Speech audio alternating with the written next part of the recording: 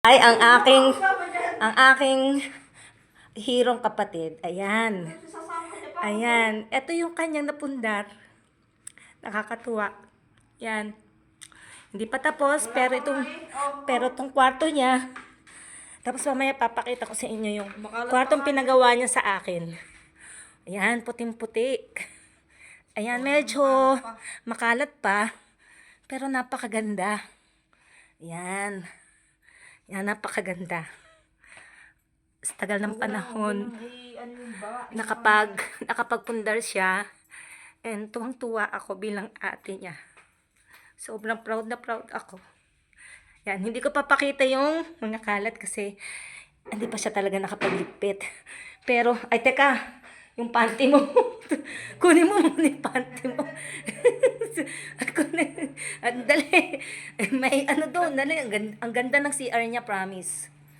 Promise. Ayan, oh. Yan. Promise. Ang ganda, oh. Ganda. O, diba?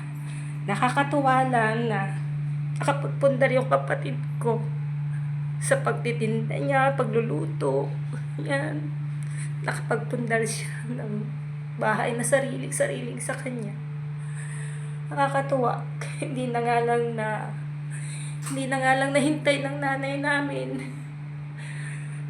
na makapagpatayo ng ganitong magandang bahay ang kapatid ko. Sayang, nawala na siya. Ayan, ito yung kusina niya.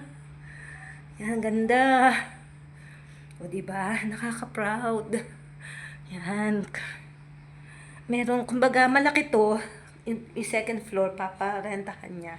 Ayan, tapos papakita ko na sa inyo yung pinagawa niya para sa akin. Yan. Teka, kukuha lang ako ng, yan. Yan. Thank you. Yan. O, hindi ko pinakita kalat mo, ha. Ayan, tawid naman tayo sa pinagawa niyang kwarto para sa akin. Ito kasi, pakaluwang nito. Ito yung pinakasala, di ba? Ito yung pinakasala. Di pa gawa. Baga, ayan. Tapos ito yung kusina. Pwede mo nang ito yung pinaka-kusina. Ayan. Ayan. Ito yung pinaka-kusina. Tapos, may hallway. Ayan. May hallway. At may hallway pa rin pagilid. Madilim na doon. Tapos, ito yung pinagawa niya para sa akin. Bilang ate niya. Ayan. And alam niya na alam niya na favorite ko talaga ang blue. Ayan. Hindi pa ako naglilipat. Ayan, medyo ano ko pa lang. Ayan. Talagang blue. I love blue, kaya talagang blue ang pinaano niya sa akin. Tapos nagpagawa rin siya ng bed na parang, dito muna yung pinaka main door. Kasi hindi pa nga. Ayan. O, diba? Sobrang grateful ako. Kasi nakapagpundar ng ganito yung kapatid ko. Wala akong hangad kundi makita ang mga kapatid ko na muunad sila, katulad si Manny, si Kilet, si Marites, at iba ko pang mga kapatid, si Emel. Ayan, kumbaga meron na rin siyang maayos na bahay. Si Kambal, si Ingo, meron na rin. Si Dite, si Nelia, may sarili na rin silang bahay. Si Marites, si Ador, meron din.